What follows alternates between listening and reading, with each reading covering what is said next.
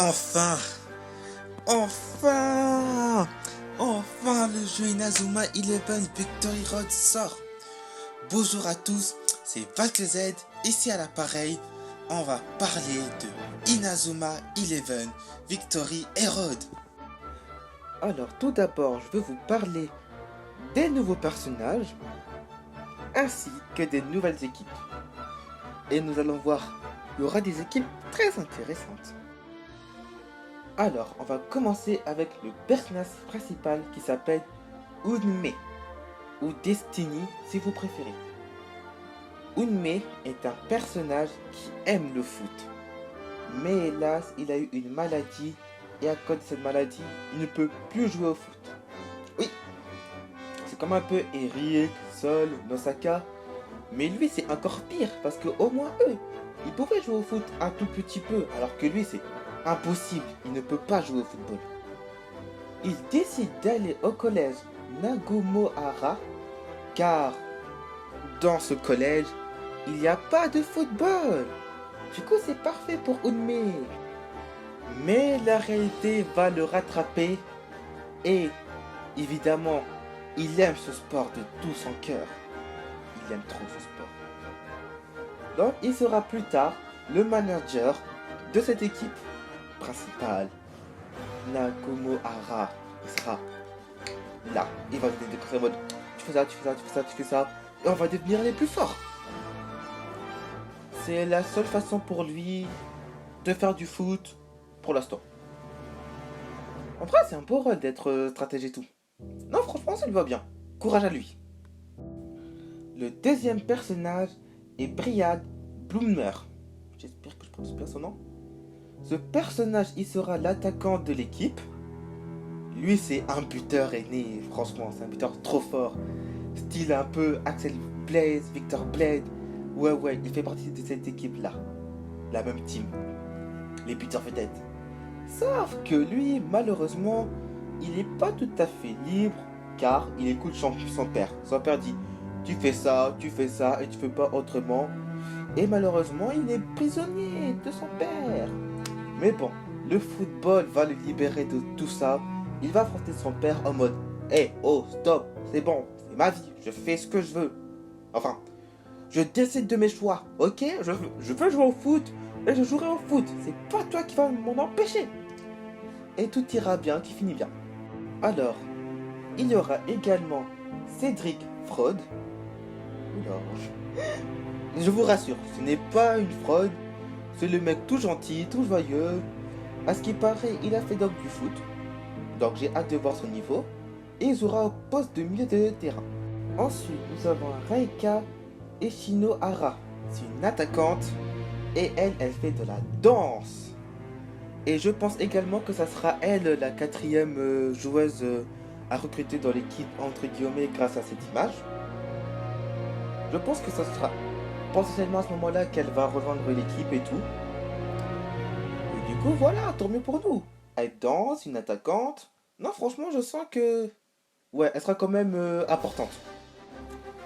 Nous avons ensuite K de Shelby. C'est le défenseur. Un peu à la Jack et à la Wendy. Peut-être qu'il maîtrisera plus tard et technique genre le mur ou quelque chose comme ça. Non, du coup, voilà, c'est un défausseur. Il est un peu timide et tout. Mais lui, franchement, je sens qu'il va devenir fort. Regardez Jack. Lui aussi, il était timide et tout. Et après, là, regarde. Il fait partie des meilleurs défenseurs de Inazuma Eleven. Je ne dis pas qu'il sera pas le meilleur défenseur de Inazuma Eleven.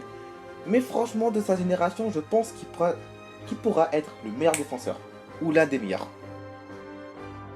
Ensuite, nous avons le gardien Alix La Fontaine. Oui, c'est bien garçon. Alors lui, pour faire simple, c'est comme Nelly de la première saison et Anna de Inazuma Eleven Ares. Ils empêchent le club de se créer et au final, ils vont venir nous rejoindre. Voilà, Alex c'est pareil. Du coup, il sera gardien et j'avoue que cette technique, stylé. Franchement, bravo. Et nous avons Thierry qui est un peu, on va dire, le bandit du collège et tout. il fait craquer les filles et tout, il prend un ballon, il fait n'importe quoi. Voilà, il donne du spectacle et tout. C'est le bandit en personne. Et ensuite, après ça, on peut recruter 5 personnages parmi tous ces personnages-là pour compléter l'équipe. Ça va être cool, hein. Et évidemment, le dernier personnage principal qui n'est pas de l'équipe, Endo Haru, le fils de Mark Evans qui est dans le collège Raymond. Et oui, je vous dis en avance, Raymond ce sera les big boss. Maintenant, on va présenter les équipes. Et Raymond, je vais faire exprès de présenter à la fin. Alors, notre équipe à nous va faire un match amical contre l'équipe Mira Garui. J'espère que je le prononce bien aussi. Cette équipe est composée uniquement de filles. Et oui. Et on voit que ça sera un match amical. À mon avis, ce match amical, ça sera un peu comme Raymond face à la Royal Academy, genre pendant la saison 1. Du style, si Raymond gagnait, bah, il sera potentiellement au football frontière. Du coup, là, je pense que ça va être pareil. Ils vont affronter cette équipe pour prouver qu'ils ont le niveau pour être au football frontière. Et selon moi, dans l'histoire, ils peuvent faire un match nul. Je dirais, ouais, pourquoi pas un petit 1-1. Donc l'équipe commence à se développer et tout. On n'a pas encore de super technique et tout. Non, franchement, un petit 1-1, on voit bien. Ensuite, la première équipe que Nakumara va potentiellement affronter, l'équipe de Nishinomiya. L'équipe où il y a Endo Haru. Oui, Endo Haru, il est dans 2 équipes. Ne me demandez pas pourquoi. Il sera pas seul, il sera aussi avec le capitaine de Raymond. Alors, honnêtement, ce premier match, ils vont perdre. C'est bon, ils ont aucune chance, c'est bon. On met le capitaine de Raymond plus Endo Haru. En plus, notre équipe, il sera au tout début de l'histoire. Non, c'est bon, c'est fini pour eux. 0, nada. La deuxième équipe que Nakumara va potentiellement affronter, c'est l'équipe Northbridge. L'équipe où Ume connaît bien le capitaine, hein. Et oui, Mikal et Ume se connaissent bien. Ils ont joué au football ensemble lorsqu'ils étaient petits. Donc cette équipe, bon, on les a vus. Ils ont perdu 6-0 contre Raymond. Du coup, c'est pour... Non mais franchement, malgré tout, Mikal, je trouve quand même que c'est un joueur intéressant. Hâte de voir ce qu'il vaut réellement. Parce que bon, parfois il n'est pas au niveau de Haru, mais bon. Voilà, il a quand même du potentiel. La troisième équipe qui va potentiellement affronter, c'est l'Institut International Edarswitch. Cette équipe est composée uniquement de joueurs à l'étranger. Et à ce qui paraît, physiquement, ils sont aussi forts que des lycéens. Franchement, c'est pas mal. Du coup, eux qui sont représentés fort. Je pense qu'on va les affronter à la fin des qualifications. Parce que les 3 équipes que j'ai citées, j'ai remarqué qu'on jouait dans le même terrain. Et ce terrain-là, il est un peu différent du terrain du FFI, le tournoi principal. Du coup, je pense que ça sera lors des qualifications. Et du coup, voilà, on sera qualifié de justesse. Et puis, direction le tournoi national. Alors, le premier adversaire de l'équipe Nagomohara est une équipe inconnue que vous voyez là. Voilà, à mon avis, ça sera le premier match. On dirait qu'il n'y a pas de joueurs forts ou de... Voilà. Il n'y a pas de joueurs forts. En fait, j'aime bien, c'est qu'à côté, il y a des rêves de Inazuma Eleven Ares. Comme par exemple, Keystar, c'était l'école de Seizo Akane de Aizaki et Jude. Après, le jeune tonnerre, le tuteur, bref, vous m'avez compris, c'est le Raymond d'Ares. Non, franchement, il y a des références de Inazuma Eleven Ares. Du coup, c'est cool et voilà. Dans les trailers, nous voyons qu'il y a également le collège Alpha. Collège très important car le collège Alpha était présent dans Inazuma d'origine, dans Go et dans Ares. Donc je pense que l'équipe va affronter le collège Alpin lors du deuxième tour. Ensuite, l'équipe va affronter le collège Kezen Akura Shiyama. Une équipe très forte et cette équipe possède des esprits guerriers. Et ouais. Et en plus, Cédric, apparemment, il connaît bien cette équipe. Donc ouais, ça va être intéressant de potentiellement voir Cédric affronter ses anciens coéquipiers qui maîtrisent des esprits guerriers. Ah, cela, ça va être dur des pattes. Parce que franchement, si en plus à ce moment-là de l'histoire, il n'y a aucun d'entre nous qui a d'esprit guerrier, ça va être chaud, mais voilà.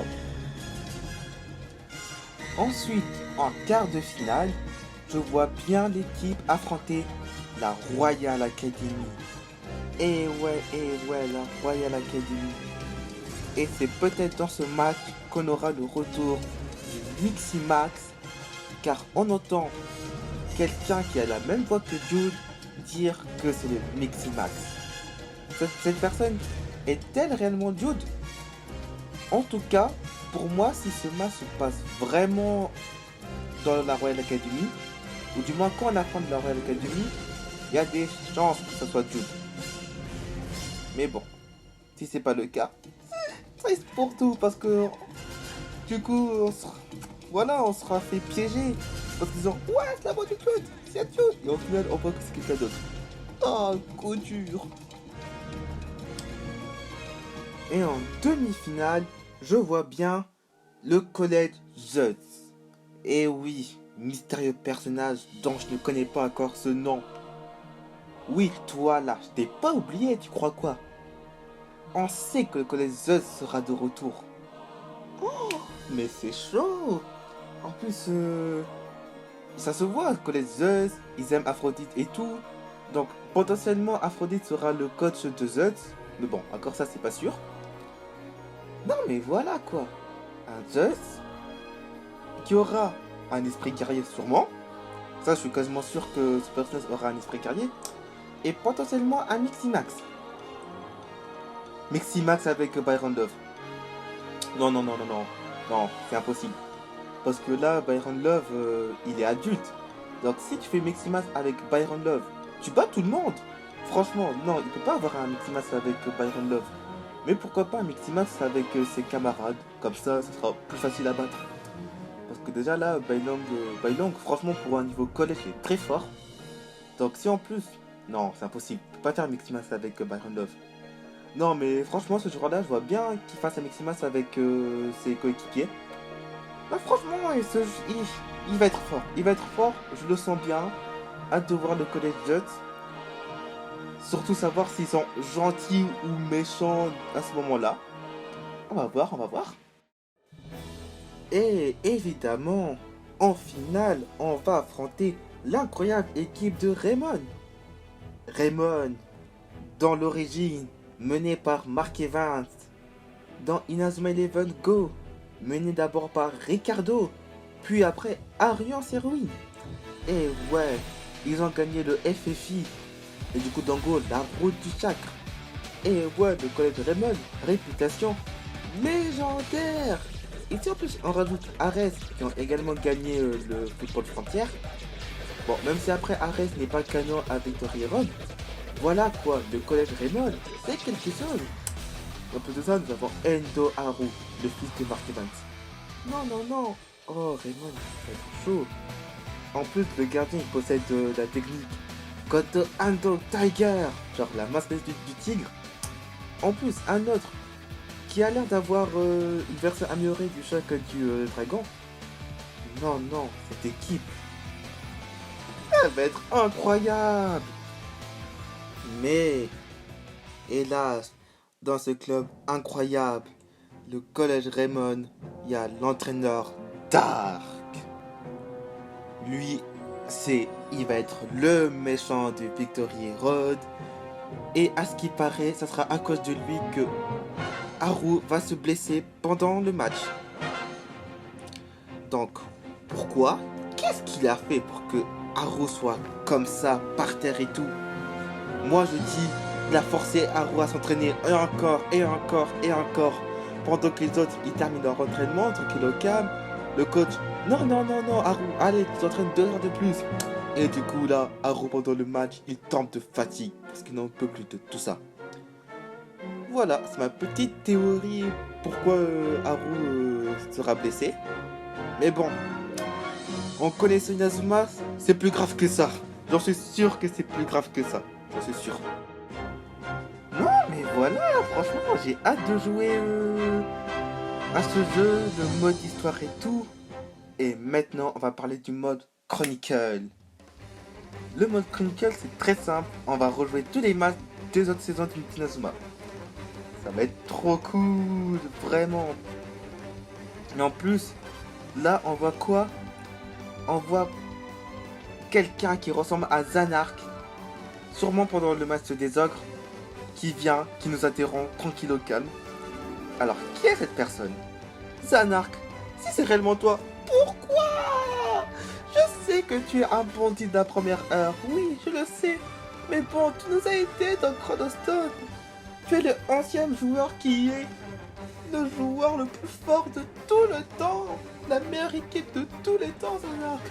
Tu peux pas nous faire ça. Non, Zanark, pas toi. Donc voilà, cette personne, soit c'est Zanark adulte, ou soit c'est quelqu'un de la même famille que Zanark. Car cette phrase mythique, c'est dit par tout le monde dans la famille. La preuve, Zack, qui est l'arrière, je ne sais pas combien de fois grand-père, à chaque phrase, il dit également cette phrase. Donc, voilà, ça peut être autant Zanark que quelqu'un de sa famille. Mais bon, je pense plus que c'est Zanark. Et vous en pensez quoi de tout ça? N'hésitez pas à donner votre avis dans les commentaires. Et c'est ainsi que ma vidéo sur Inazuma Eleven se termine. C'est BattleZ et je vous dis à la prochaine.